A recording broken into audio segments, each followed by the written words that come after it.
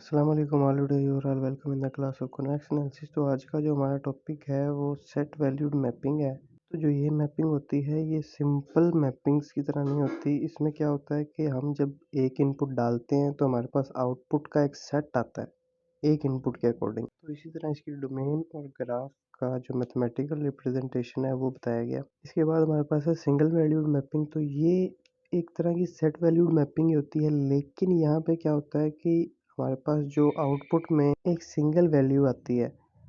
Set valued में क्या था, हमारे पास आउटपुट में एक सेट आ रहा था, लेकिन यहाँ पे एक सिंगल वैल्यू आ रही होती है। तो इसका मतलब ये है कि ये सिंपल मैपिंग की तरह ही है, लेकिन ये सेट वैल्यूड मैपिंग है। इसके बाद हमारे पास आता है ऑप्टिमल वैल्यूड फंक्शन। इसको मार्जिनल फंक्शन भी कहते हैं। ये फंक्शन इन्फिमम होता है एक फंक्शन फाई का, जिसमें हम कार्टेशियन प्रोडक्ट ले रहे हैं एक्स और वाई का।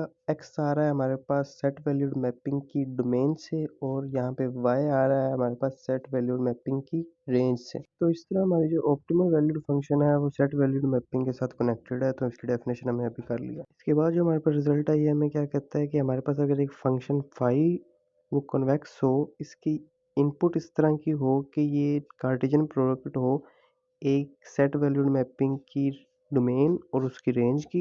इसके बाद जो हमारे पास सेट वैल्यूड मैपिंग थी उसका जो ग्राफ है वो कन्वेक्स सेट हो। तो ये थ्योरम कहता है कि हमारे पास जो ऑप्टिमल वैल्यूड फंक्शन होगा यू वो कन्वेक्स होगा। पहले तो हम दो एलिमेंट ले लेते हैं डोमेन से।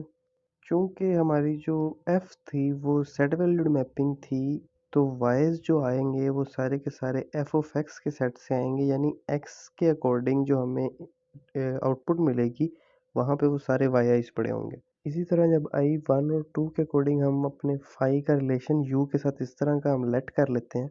फिर उसकी दो इनक्वलिटीज बनाते हैं, एक में हम उसको लैम्डा से मल्टीप्लाई करते हैं और एक में हम वन माइनस लैम्डा से मल्टीप्लाई करते हैं। फिर इन दोनों को जब हम ऐड करेंगे तो हमारे पास एक और रिलेशन आ जाएगा। अब हमें पता है कि फाई जो था वो कन्वेक्स फंक्शन था, तो हम इस रिलेशन को यूज करके हमारे पास एक इनक्वलिटी आ जाती है। और चूंकि एफ फंक्शन का ग्राफ जो था वो भी कन्वेक्स था, तो हमारे पास एक और रिलेशन आ जाता है। इन दोनों रिलेशंस को यूज करके हम यू की लाइन एलिमेंट के ऊपर वैल्यू का रिलेशन फाइंड करते हैं। फिर देखते हैं कि ये हमें क्या वैल्यू देता है। तो वो हमें क्लियरली बताता है कि जब एप्सिलॉन जीरो को कन्वर्ज करेगा तो इसका मतलब यही है कि हमारी इनइक्वालिटी हमें यही बताती है कि जो यू फंक्शन था यानी ऑप्टिमल वैल्यूड फंक्शन कन्वेक्स है। तो इसी तरह हमने कन्वेक्सिटी की डेफिनेशन यूज़ करके, कन्वेक्स ग्राफ की डेफिनेशन यूज़ करके, ऑप्टिमल वैल्यूड फंक्शन की वैल्यू यूज़ करके हमने इस थ्योरम को प्रूव कर लिया। इसके बाद जो हमारे पास रिजल्ट आई है, हमें कहता है कि हमारे पास अगर एक फाई कन्वेक्स फंक्शन हो, इसकी डोमेन एक अफाइन मैपिंग के इनवर्स मैपिंग के, जो कि एक सेट वैल्यूड मैपिंग हो, उसकी रेंज हो, तो फाई ऑफ वाई का जो सेट होगा इसका इन्फिमम ये एक कन्वेक्स सेट होगा। तो जो अभी हमने थ्योरम किया उससे रिलेट करते हैं हम इसको। तो वहाँ पे जो फाई था, यहाँ पे हमारे पास क्या है, फाई ऑफ वाई।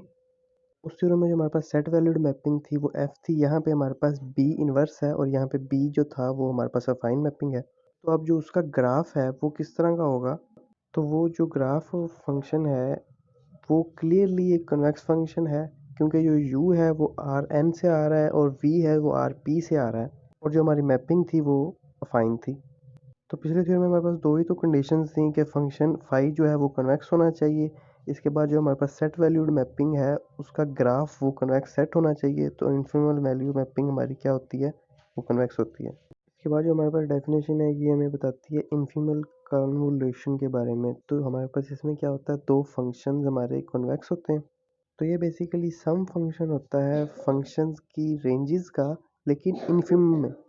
इसके बाद जो हमारे पास रिजल्ट है इसमें हम इसी इन्फिमल कन्वोल्यूशन को कन्वेक्स प्रूव कर रहे हैं। पहले हमारे पास फंक्शन है फाई, जिसकी जो रेंज है वो R n cross R n है, और इसको हमने इस तरह डिफाइन किया है कि ये दो फंक्शंस f1 और f2 का सम है।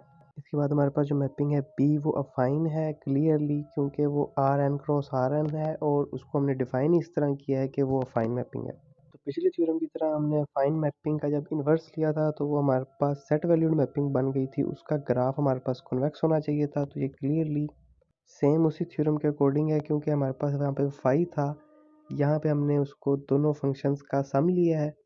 तो उसी थ्योरम की वजह से हम ये प्रूव कर देते हैं कि हमारा जो इन्फिमल कन्वोल्यूशन है ये कन्वेक्स फंक्शन है। इसके बाद जो हमारे पास डेफिनेशन है वो non decreasing component wise function की है। ये इसकी कंडीशन ये है कि अगर आपके जो कंपोनेंट्स हैं वो आपस में एक इंक्रीजिंग सीक्वेंस बना रहे हों, यानी कि हमारी जो डोमेन के एलिमेंट्स हैं वो एक इंक्रीजिंग सीक्वेंस के कंपोनेंट्स हैं, तो हमारा जो फंक्शन होगा उसकी जो वैल्यूज़ आएंगी वो भी एक इंक्रीजिंग सीक्वेंस बनाएंगी। अब जैसे हमारे पास फंक्शन है जी, उसके कार्टेशियन प्रोडक्ट के उसकी डोमेन है, तो उसके जो हर कार्टेशियन प्रोडक्ट का जो फर्स्ट एलिमेंट है दूसरे फंक्शन की जो डोमेन है उसके कार्टेशियन प्रोडक्ट के फर्स्ट एलिमेंट से इस तरह कोऑर्डिनेशन बनाता होगा। इसके बाद जो हमारे पास रिजल्ट है ये हमें बताता है कि अगर हमारे पास एच एक फंक्शन हो, हमें उससे इस तरह डिफाइन किया हो कि ये कार्टेशियन प्रोडक्ट हो पी एलिमेंट्स की, और ये जो एलिमेंट्स हैं ये फंक्शंस हैं और ये सारे के सारे फंक्शंस जो हैं वो कॉन्वेक्स हैं। इसके बाद हमारे पास एक फंक्शन है, ये कॉन्वेक्स है जी और नॉन डिक्रीजिंग कंपोनेंट वाइज भी है, तो हम कहते हैं कि इस जी की और इस एच की जो कंपोजिशन है ये कॉन्वेक्स होनी चाहिए। यहाँ पे आप देखें कि हमारे पास जो एच फंक्शन था इसके जो कार्टेशियन प्रोडक्ट था ये पी एलिमेंट्स कार्टेशियन प्रोडक्ट था। इसी तरह हमारे पास जो non decreasing component wise function है जी, इसकी जो रेंज है ये भी पी एलिमेंट्स का कार्टेशियन प्रोडक्ट है। तो इसको प्रूव करने के लिए हम पहले एक सेट वैल्यूड मैपिंग डिफाइन करते हैं, फिर हम उसका कॉन्वेक्स ग्राफ डिफाइन करते हैं। अब इसका जो ग्राफ था वो कॉन्वेक्स प्रूव करने में इतनी कोई प्रॉब्लम नहीं आई, क्योंकि सारे के सारे एफ आईज जो थे वो कॉन्वेक्स थे। इसके बाद हम अपनी फाई जो मैपिंग है वो डिफाइन करते हैं। अब जी जो फंक्शन था ये नॉन डिक्रीजिंग कंपोनेंट वाइज था, तो इस तरह पिछले थ्योरम को यूज़ करके हम अपने इस फंक्शन को भी प्रूव कर देते हैं। ऑफ एच जो है ये भी कॉन्वेक्स है।